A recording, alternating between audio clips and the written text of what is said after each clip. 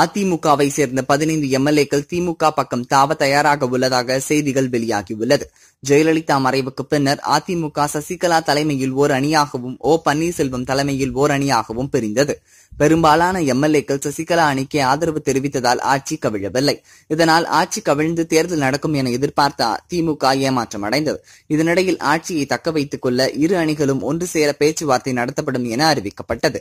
இரு அணிகளும் இணைந்தால் அதிமுகவின் இரட்டை இலை சின்னம் கிடைக்கும் என இந்த முடிவு எடுக்கப்பட்டது.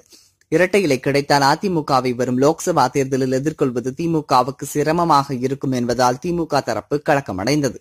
இதனிடையில் சுயநலம் காரணமாக அதிமுகவின் இரு அணிகளின் பேச்சுவார்த்தை இன்னும் தொடங்கப்படாமல் இருக்கிறது.